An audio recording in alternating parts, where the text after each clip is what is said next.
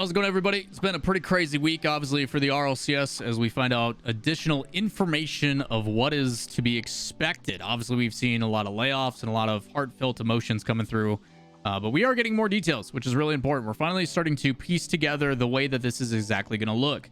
What a prize pool breakdown is going to be. How much is top 128 actually getting paid out?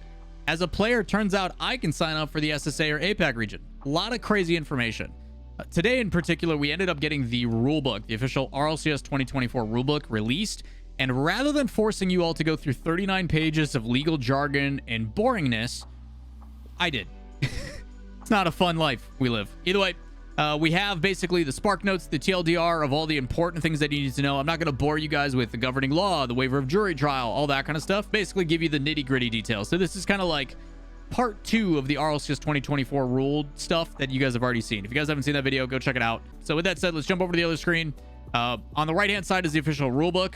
I'm not going to make you guys read through all of this. There's a couple things in here that we'll reference based upon like seeding stuff when I talk about it, but overall we're just going to go through my list on the left hand side here. So the first things first, 1.5 rule 1.5 changes the rules. This is nothing new. This is them just basically covering their track, stating that, hey, if we need to update the rules, if we need to change things, if we need to edit this document to make it better fit our needs, we have the right to do so.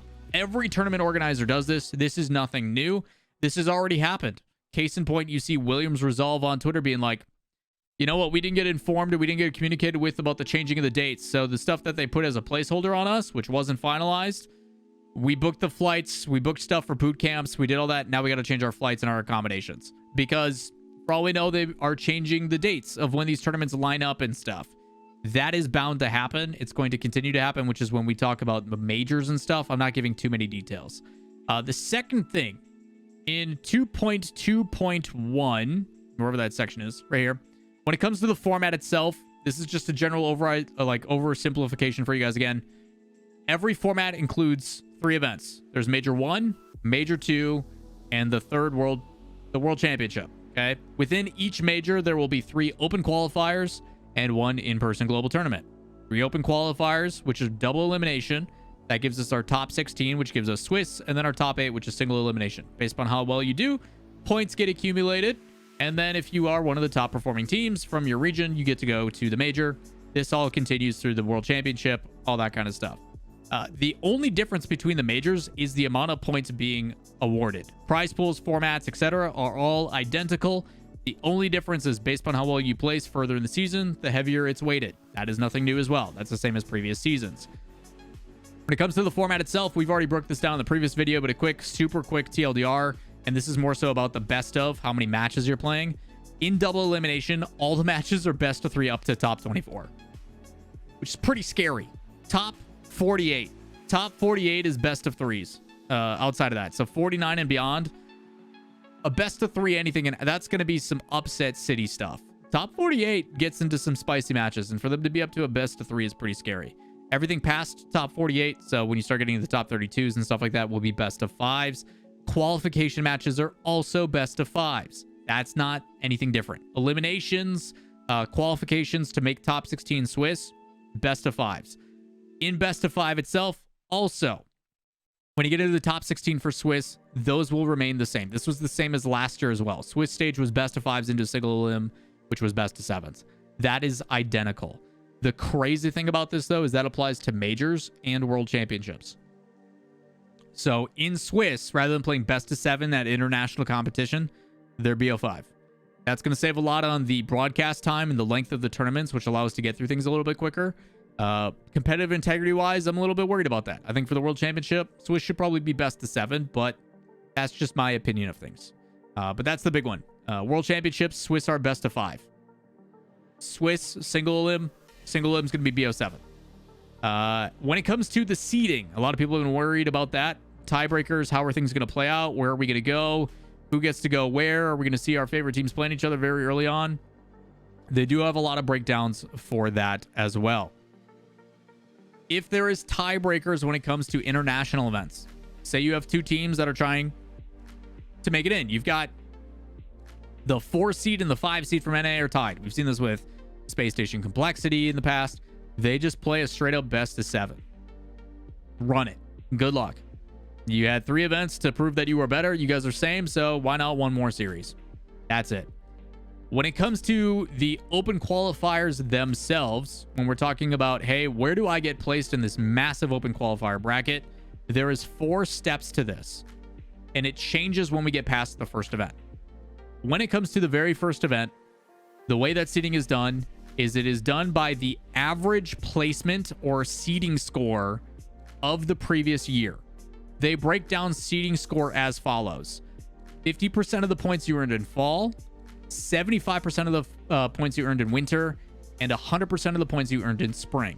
So the previous RLCS teams, the ones that have kept 2/3 of their roster, are going to be seeded based upon the entirety of last year, with weighted points based upon how they performed in the later stages.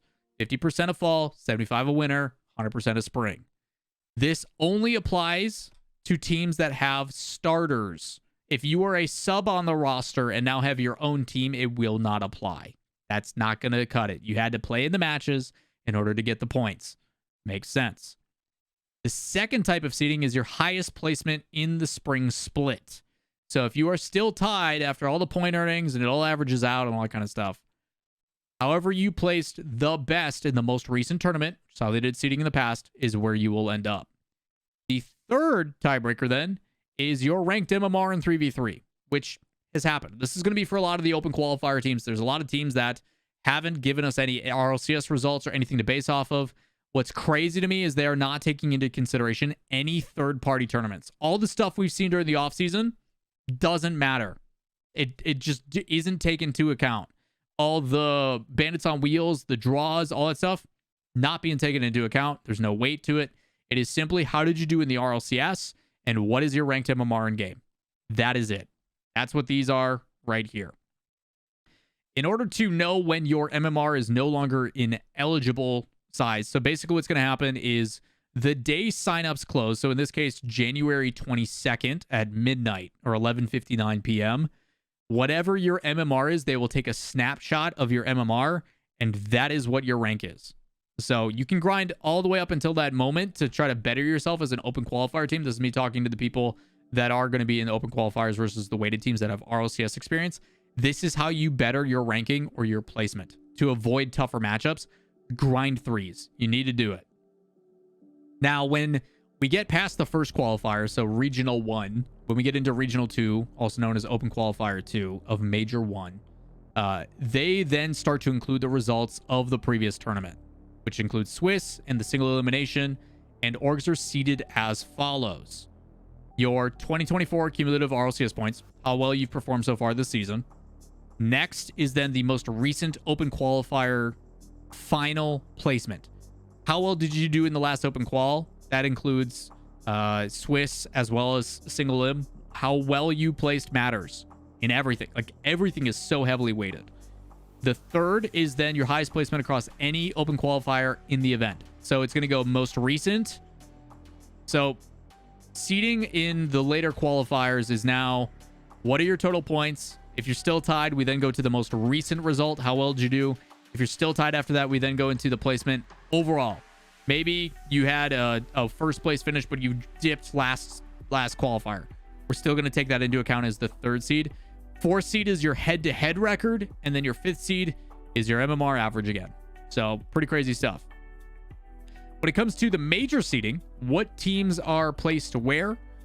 EU heavy, because of how well EU has performed in spring and the World Championship.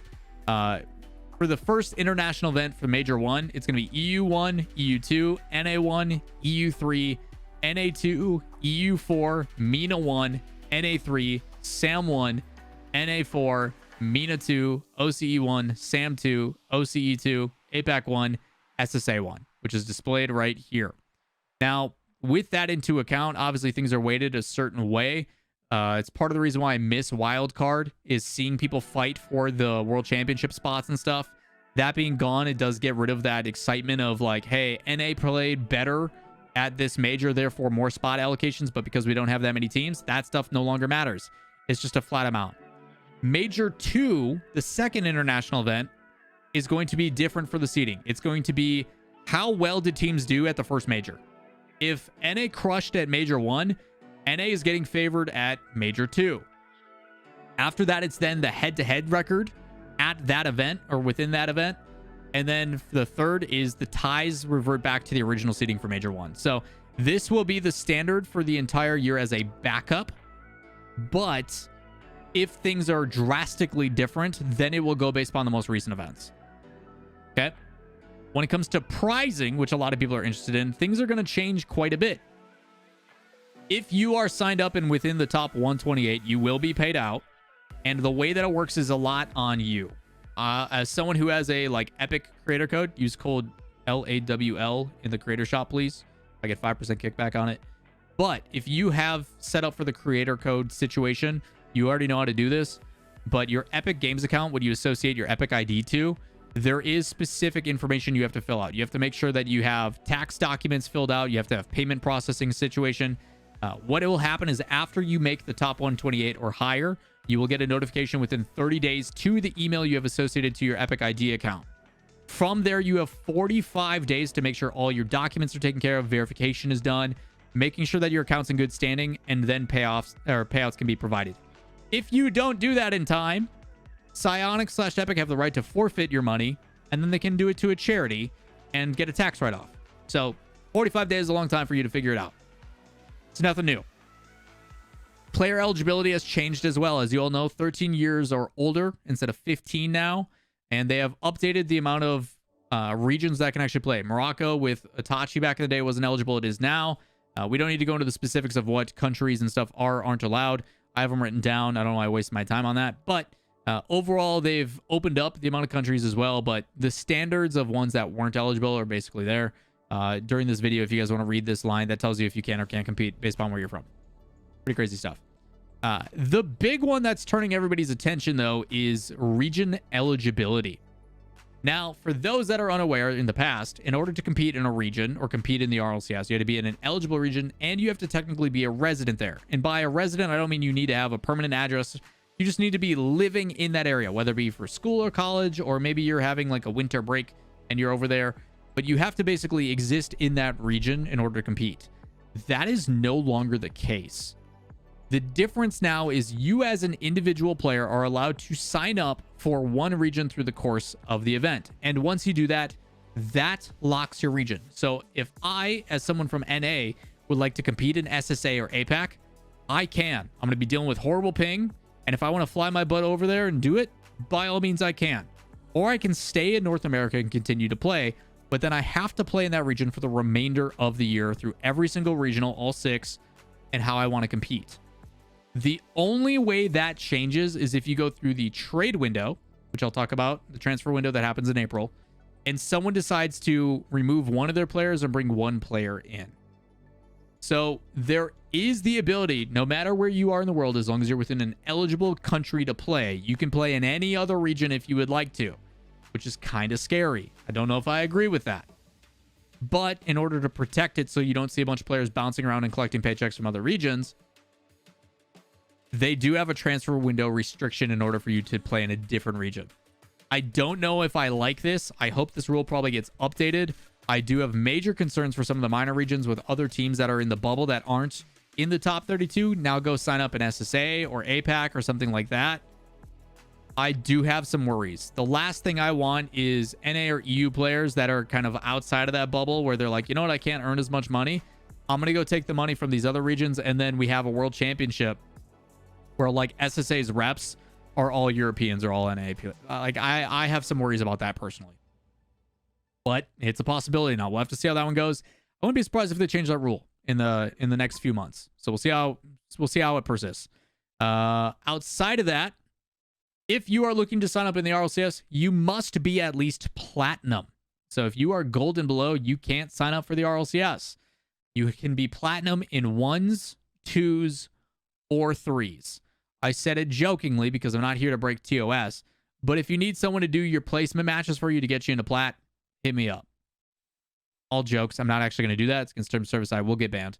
But I'm just saying winning a couple matches should get you into that rank. And if you are struggling to get to that rank, now you have an incentive to grind. I wish you the best. The reason why they do plat and not higher is because of the ability to say our major amount of our player base is in that gold, platinum, diamond bell curve.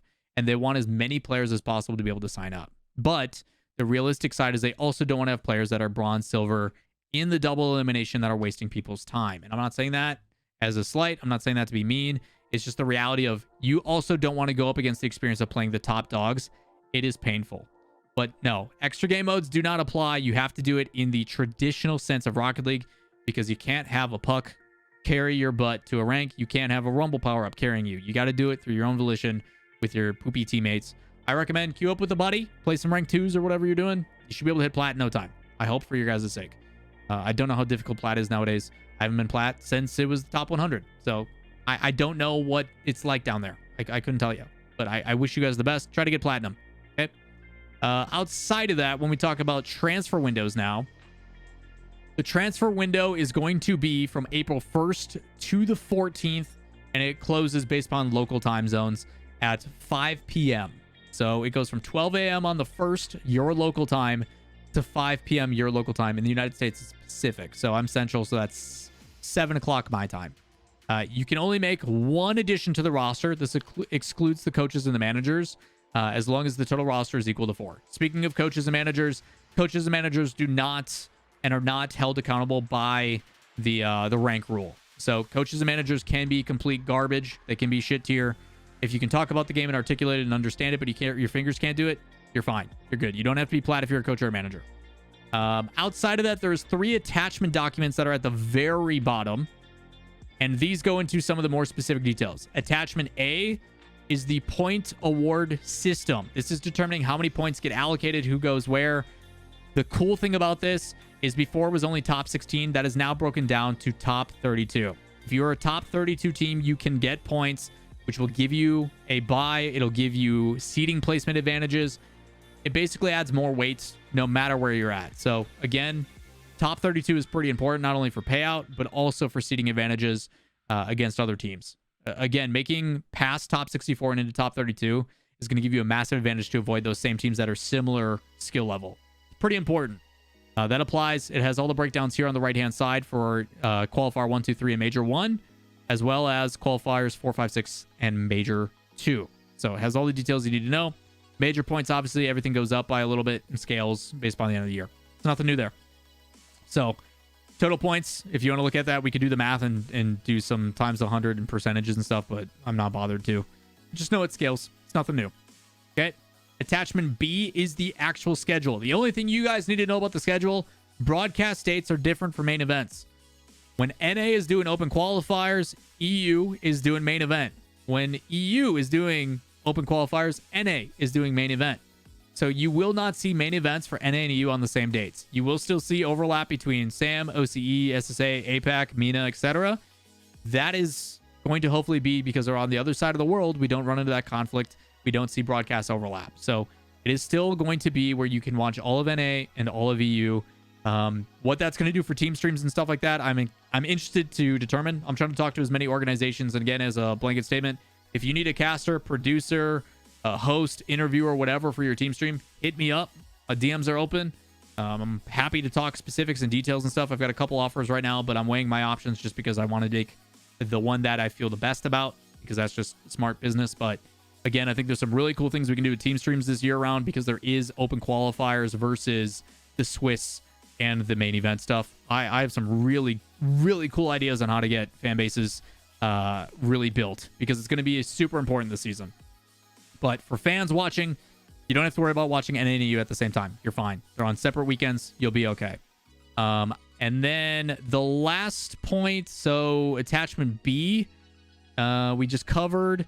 The thing I didn't talk about is the specific dates for majors, because these are subject to change.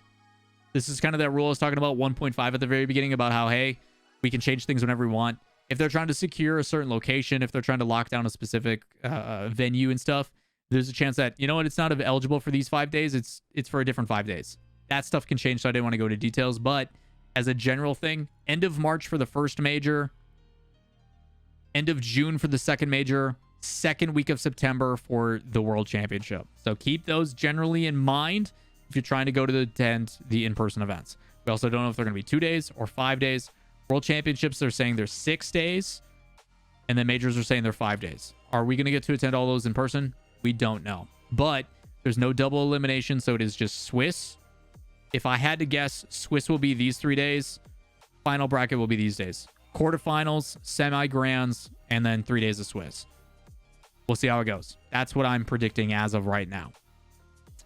Outside of that, then, we look at prize pool breakdown, and this is where it gets interesting. People are wondering how many people are getting paid, how much are they getting paid, how bad are the high level getting screwed over. Pros are definitely taking a hit, I can tell you that. But by the pros taking a hit, that means everybody else gets to eat a little bit. So, things to keep in mind in NA and EU, because we're focusing on the main regions just because it's easier. Prize pools used to be $100,000. They're now actually $119,000 because you're paying out not just 1 through 16, you're paying out 1 to 128. How are they doing this? One, by adding a little bit more money, and by taking away from the top end. What used to be first place at 30K is now 21K. Second place used to be 20K. It's now 12K. Third, fourth used to be 10K. Now it's 6. So they are turning down and scaling down a little bit of the money. But if you place in the top 128, you're getting paid $300 a team or $100 a person. So hypothetically speaking, if you are little Timmy and he's 13 and he signs up with his buddies and they make top 128 in every single regional, it's getting $300. It's not too shabby for a split. It's not too shabby. So it scales accordingly, 300 to 450 to 900. The big difference here is teams that were 16th are now getting paid a little bit more. It used to be 1,000, now it's 1,200.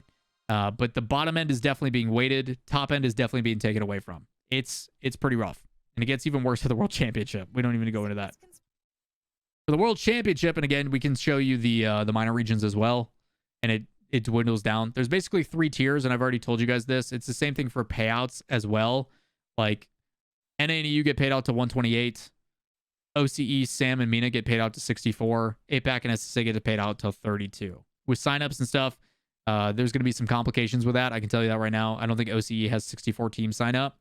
But now that everybody is able to sign up wherever they want, that could possibly change. But with the payouts and stuff, the big one everybody's paying attention to is the majors and the World Championship. Majors were 300,000.